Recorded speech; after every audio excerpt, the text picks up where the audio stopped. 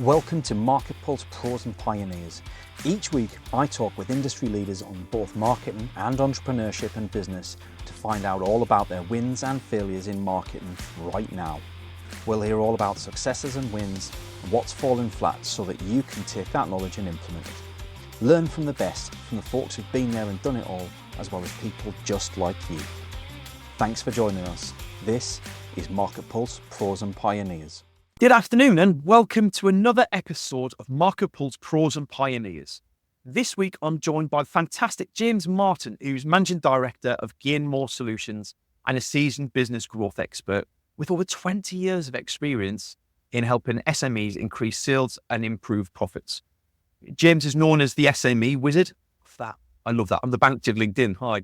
James specialises in using structured processes, including AI, to optimise business operations and drive significant revenue growth.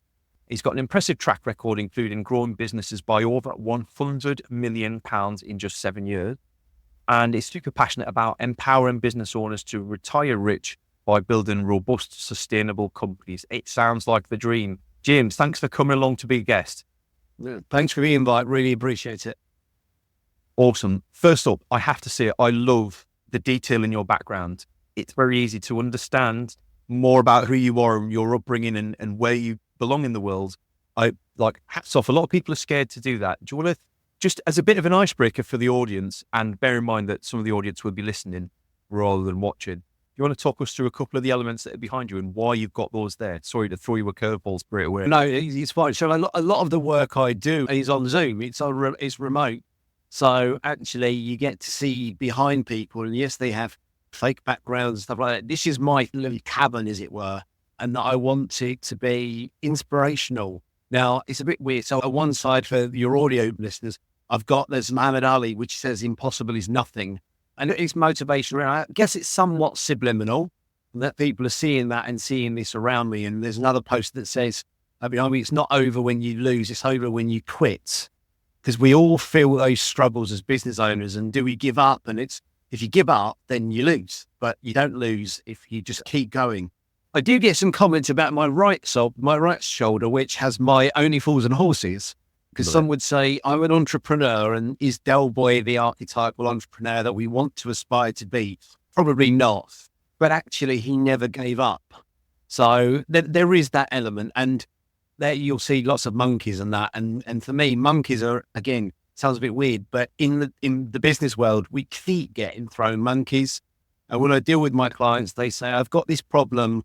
How do I help? And I don't really want the monkey. So I'll try and find a solution to throw it back at them. So there are some reference points here, but that's me. This is as authentic as it can be. I remember the first time I read the 1 Minute Manager book and came across the idea of monkeys being sat on your back. And we all rolled our eyes when we got told to read this book. We got given it by our regional director, and we all read the book.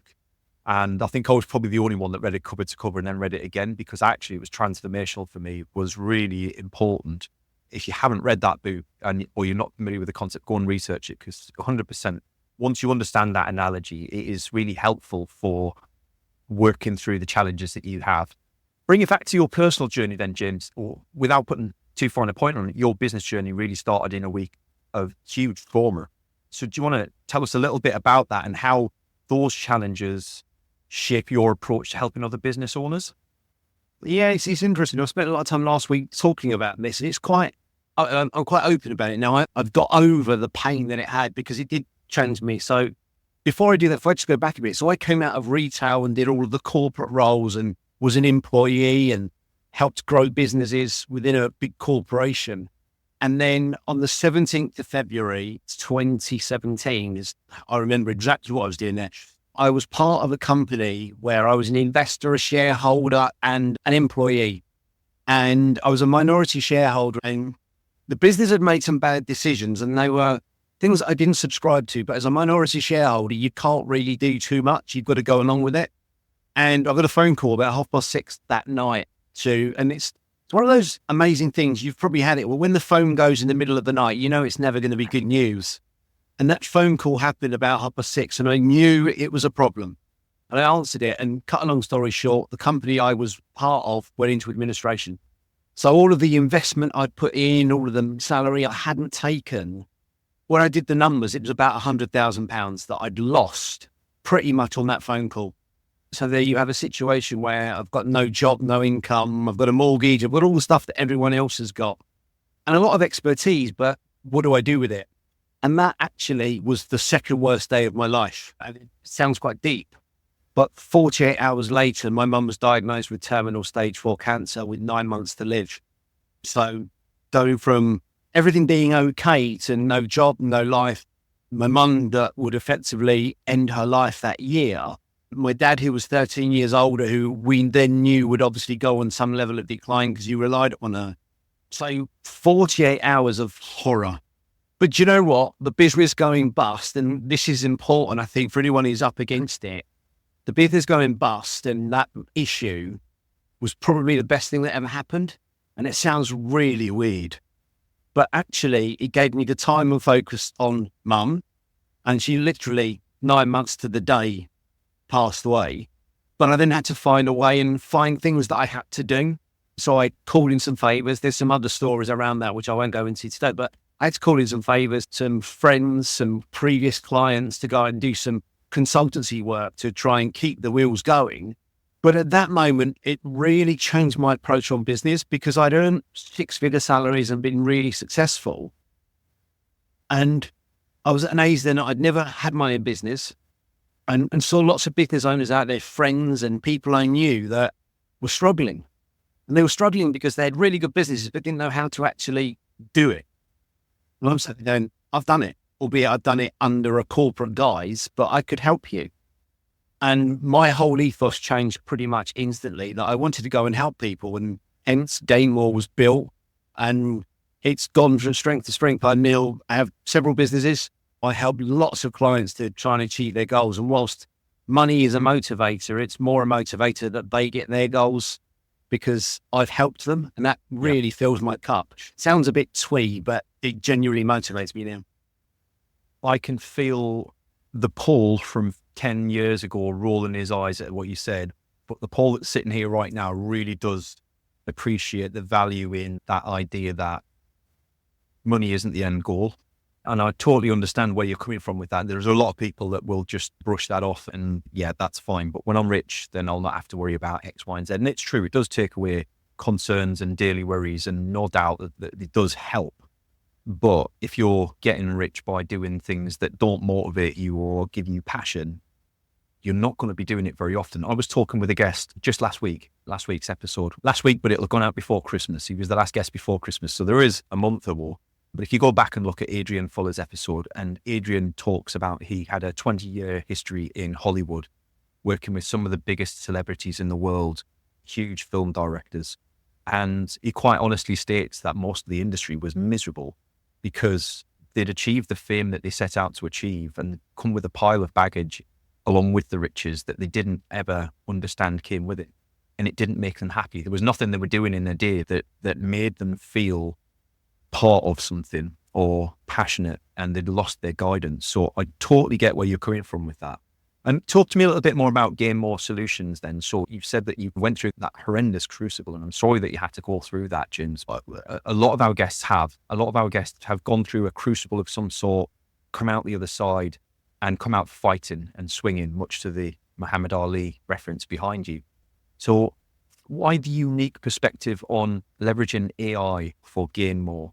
And is it designed to make their business more automated and optimized, or is it actually gained or augmenting them as a business owner? There are several things. We can get into the operational side of how it makes us work better, faster, more efficient. I like the idea of going into a business and working with them and saying, actually, so what is it that you do regularly? Because we do too much automation, but we do it manually. And I don't want to remove people from a business, because actually you can bring AI in and you can bring automation in to do the things that are done repetitively, arguably better than a human. And actually you can redeploy that human resource into things that are going to add more value to the business.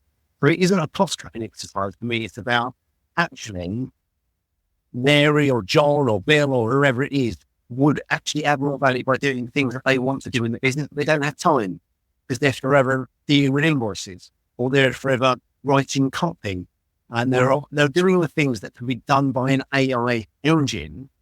And actually, it might not be a case of an AI engine doing all of it. It might just be a first draft in terms of marketing. You can't rely on AI to deliver first hit marketing messages, but it can turn a blank piece of paper into a good first draft that we can cultivate. So actually, it's not about removing people by putting AI in. It's about what AI is out there. How does it deploy in my business, and how does it accelerate? There's a real thing that AI, you could argue AI is there to be used and will reduce the labor cost of business. But what's going to happen is if you're not using AI in your business, and we found this ourselves, that if you don't use AI in your business, or at least welcome it on, your competitors are, and actually they'll steal the march, because they'll be able to go to market quicker, or with a newer thing, or do things faster, or be more efficient, or reach more people quicker than you. Really, that's just giving you the tool. We give you the tool and the process. You can deploy that in your business. Actually, you could at least be on par with them. And I have to say, in a lot of industries, the bar is very low at the moment. So actually, if you integrate it now, you could be first to market. You could lead it, swallow a lot of work, and it'll grow quickly. And that's what the aim of the GainMore is, and everything that we do is based on how do we get into where you need to be as quick as we can. I think the thing that probably sits at the top of people's mind right now when they hear the word AI, because there are so many people abusing AI to be lazy. And you know what? People are crying out, right? Like, get guests on all the time saying, oh, stop doing it, stop doing it. Do you know what? Keep doing it, people. Keep doing it. I love you for doing it, because it makes my life so easy for those of us that can use it properly and don't use it as an end point, exactly to you said, James. It's very easy to stand out. But I guess there's a concern for a lot of business owners who don't want to be tarred with the AI brush because it has such a negative connotation already. Is that fair? Is that something you come up against? Yeah, I think there is. I think it's an educational thing. I think what happens is people look at AI and they see ChatGPT, and that's AI. And it's not. It's so much broader than that. And there are people out there creating businesses and creating an industry on automation. I've got contacts, I've got guys that I work with regularly they've created something from nothing, where they'll go into a business and they'll say, show us your processes. They'll implement a process. They'll use online cloud-based tools, and instantly they're taking hours out of the business just on the basis that they've understood the business owner's processes and put it in. And they probably haven't even used ChatGPT, or if they have, it's somewhere in the background. Yeah. We've got to get over this whole thing of that it's a bad thing. It's going to take over the world. And actually, it's all based around creating content, because it's not. It's still not clever enough to be human in my mind. But actually, it will give me, it's like 100-meter race for me. If I'm racing against Usain Bolt, because Usain Bolt is quicker than me, believe it or not, I know it's hard to believe, but he will be quicker than me. But actually, if I had something that would start me at 50 meters and he's got to start on the blocks, I think there's a chance I might get somewhere near the finish line around the same time as he would. Why wouldn't I use that? Yeah. And we've had a couple of guests on the show that sit in that same sort of mindset. So for me, I spoke with Todd Caponi way back when we first started the show. And Todd's amazing. He's a global speaker on sales enablement and leadership. And one of the things he talks about a lot is how we ruined all the great sales tools that came out. So when phone calls became something that we could do, initially they were lauded as being brilliant, but people were worried about it. And eventually they had to bring in in America, they had the ICANN law that stops you from cold calling people. Same with email. When it first got sent in, it was a university educational idea, brilliant, great. And then it wasn't long before somebody decided they could send bulk emails and ruin it for everyone. And the same with AI. But the point to note is that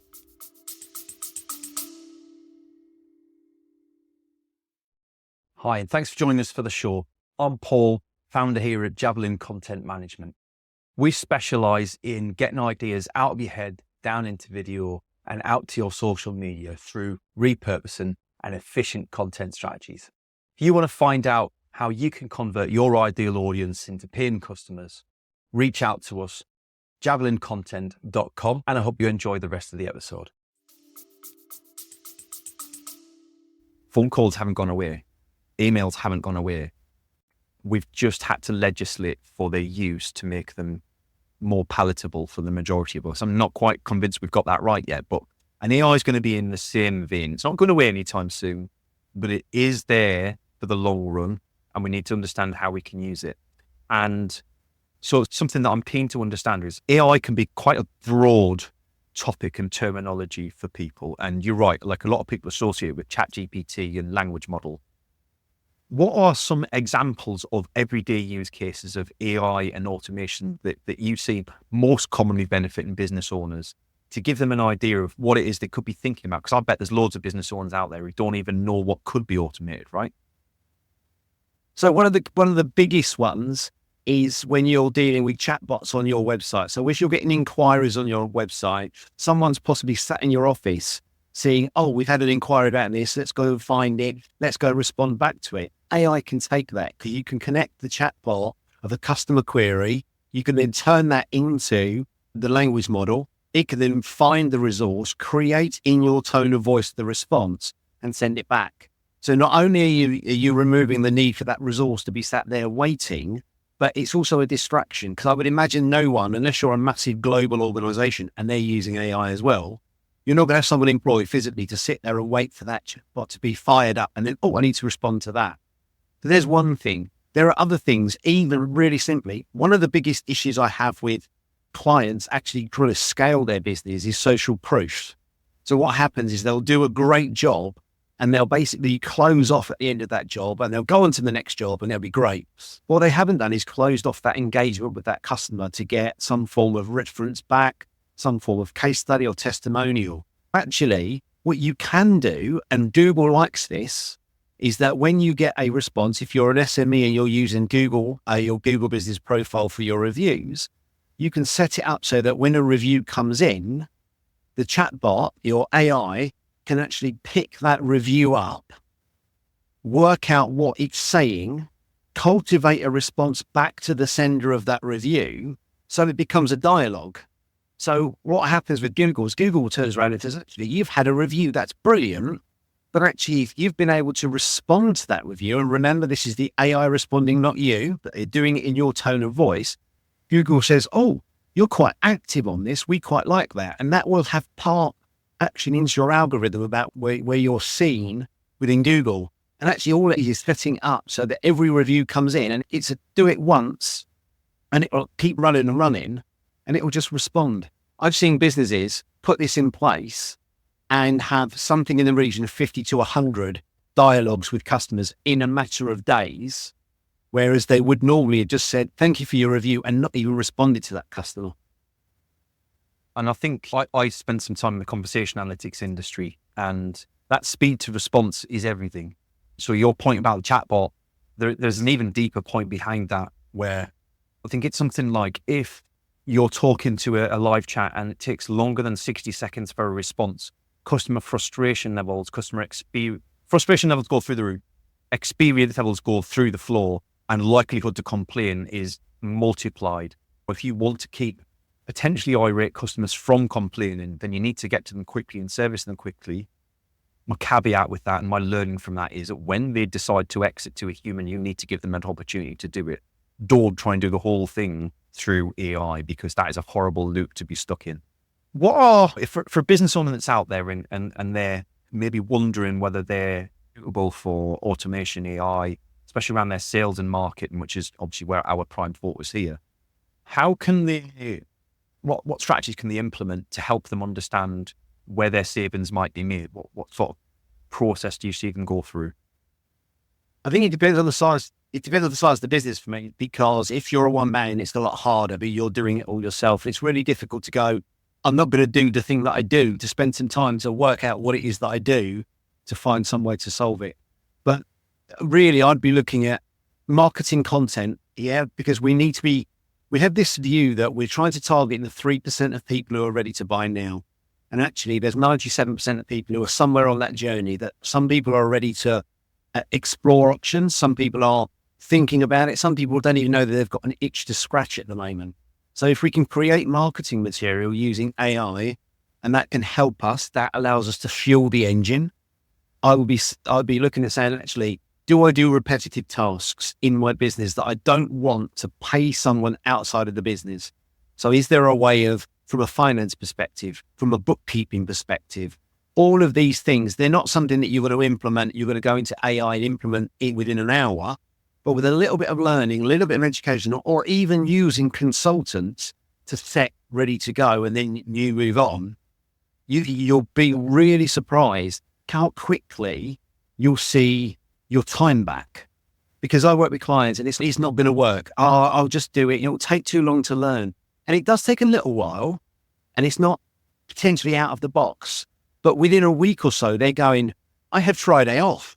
And I go, what do you mean you have Friday off? Friday, I'd have done all of my accounts and this, that, and the other, and I don't need to. I get a report on the Friday morning and it's all good. Fantastic. What did you do on Friday? My golf handicap's come down. Great. I'm spending more time with the kids. Great. Fix the goal. And I think that's a fair shout to make, right? There is a big thing of using AI to free ourselves, augmenting ourselves to be able to do more things, to be able to do more marketing, to be able to do more sales, to be able to do more client work or whatever. And that's cool. That has its place. But don't forget that sometimes you can free up enough time to actually just enjoy your life a bit more. And I'm a big advocate that I don't work Fridays. I choose to work a couple of hours here and there, but it's rare. And Fridays are my day off. I run 2 businesses in 4 days. To your point, I automate the shit out of everything. Everything is automated. My wife's finding that out now. She's come to help me in the business, and she's like, oh, okay, I get it. I think there are some business owners out there who are technologically quite literate, right? And I class myself in that boat. I get a new tool. I'm ADHD, hyper focus on it. I will be up till 3 a.m. figuring out the fine end of how to use all of the integrations, automations on that immediately.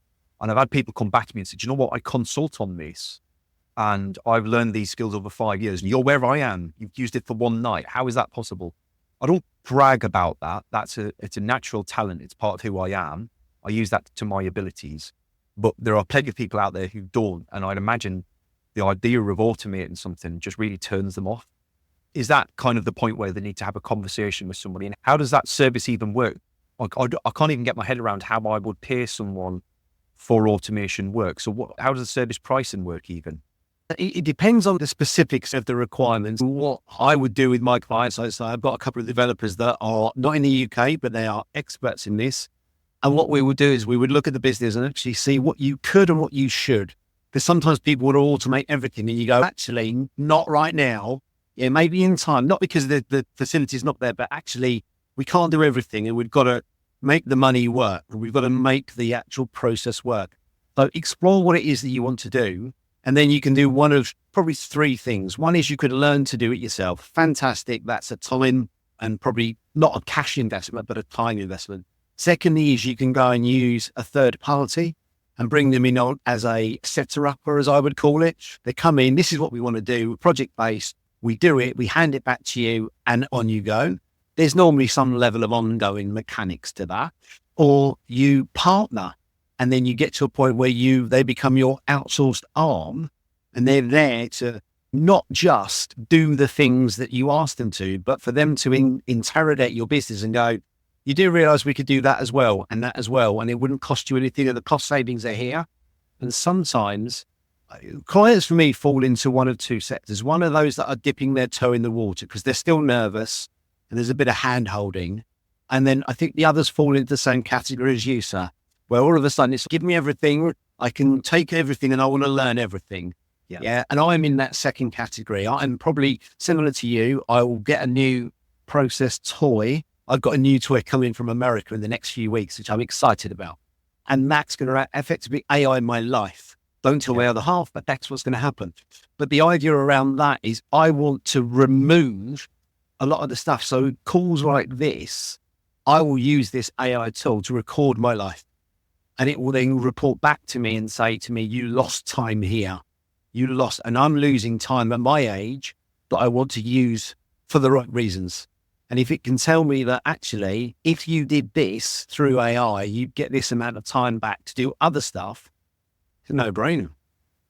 It's like the Stephen Bartlett analogy of gambling chips, right? You've only got so many chips. You've got so many chips for the rest of the days of your life, and you can choose how to spend them. But once they're gone, and you can do things with those chips that give you more chips, and you can do things that lose you chips, but you can't brute force it. I like that. To circle back round then to the marketing side of things then, James, what's, as a business owner with your business owner's hat on, what's one marketing practice or strategy, tactic, whatever, that really grinds your gears at the moment that a lot of people are using, you wish they wouldn't? So I take a lot of my clients through what I call the 4M process, which is, I stand here with Business Growth Formula, which underpins my 4M process. And that takes money, mechanics, marketing, and then multiply. And I won't go into the details of that, but what we find is that when we work with clients, they want the money, they want to know what it is they want the money, and they go straight to the marketing. We say about the whole marketing, it's no, you need to go back a step. What grinds my gears is when I talk to clients and they go, we've done this marketing and it didn't work. And I go, okay, why didn't it work? And I know exactly what the answer is before they tell me. They say, maybe we used the wrong font or the wrong color or maybe the wrong message. Did you actually know what you were trying to achieve in the first place? And at that point, there's normally a deathly pause. And it's a case of, let's go back a stage. Yeah. Who are you up against? Who are you trying to target? Why you? What are you trying to say? And it's, for me, I use an analogy here. Marketing is like having a gun and some bullets. The gun is the strategy. The bullets are the tactics. You need both together to get to the end result. But in the worst case scenario, if I've just got the gun, i.e. the strategy, I can still throw it at someone. So at least I've got something. There's no point throwing bullets because they're not going to land. And that's the thing that I would say. I would always think the Stephen Covey about start with the end in mind is key here. What are we trying to achieve? Yeah. How much are we willing to invest? Who are we trying to talk to? What are we trying to say? What is it we're trying to position ourselves as better than the market? Because actually, I'll say this one thing. When it comes to a situation where any market, this is going to sound weird, there is no such thing as competition in the eyes of the consumer. Now that sounds bonkers, but I can prove it. So anyone who's listening or watching this, I would imagine that you live in a town or a city or a village and you go shopping in a supermarket. In that town or village or city, there will be Sainsbury's and Asda, Tesco's and Aldi, a Lidl, a Waitrose, a Morrison's, you name it. But you choose to shop in one of them for your main shop, even though all of them could probably fulfill your needs. And the chances are you drive past a couple of them to shop in the one that you actually shop in. Because you as a prospect, as a customer, you don't see competition, alternatives. And that's what we need to get to. We are out there competing with the alternatives for the customer market. But once we know that, actually we need to position ourselves as being the right solution, the best solution for the audience we want to talk to. I'll get off my soapbox at that point. I love it. I love the passion. You can see that's something that you clearly talk a lot about and it shows through the conversation. And what's one thing that you wish business owners would adopt more often? I wish there'd be more this sweeping generalization, but I wish they'd enjoy numbers more. I wish they'd actually look at their numbers more because they're a scary thing. And actually we work with clients, we can actually work out in some cases how you can get more money, more profit with less customers and less revenue. That sounds bonkers because we're taught in schools that for something to go up, something else has to go up. And actually, it's true. But actually what happened is we have a situation where business owners generally are very creative. They like the thing they do, the operation. They don't like the numbers. Yeah, as long as there's enough money in the bank at the end of the month, we're okay. And actually our numbers are done by our accountants. Our accountants look after that. Actually, if we knew our numbers better, we know how much we could spend, what our pricing could be, where we could move the market, how much we could dominate the market by our investment strategy. There's too many businesses out there who are not achieving the goals they want because they're scared of knowing their own numbers. Fascinating insights. I like it. Thank you very much for those thoughts, James. I really appreciate the conversation we've had today. If anybody's listening along and they want to find out a bit more either about you or about the business, how can they best reach you? So the website would be GainMoreSolutions.com. Obviously, all the details are on there. There's contact details there. More than happy for people to reach out directly to me, which is james@GainMoreSolutions.com, or LinkedIn's always a great place. Yeah, go and search for me. Yes, it is James Martin, the SME wizard. That was given to me as a moniker by someone else. But yeah, go and search me. LinkedIn. I put a load of content up there to try and help people. I got the Banksy of LinkedIn by a former marketing head in my old business, and it stuck. I, at the time, took it because she'd said it tongue in cheek, and I don't think she expected me to take it. And I absolutely lived it for a year and a half until I finally took it off by choice, at which point she never mentioned it again. It's great fun. Thanks for your time, James. And thank you at home for watching along. I hope you've gotten loads of actionable ideas from James's conversation. Please do reach out to him if you think there's anything there that he could help you with, or you just want to know a bit more. And we will see you next week for our second episode of the new year. Bye-bye.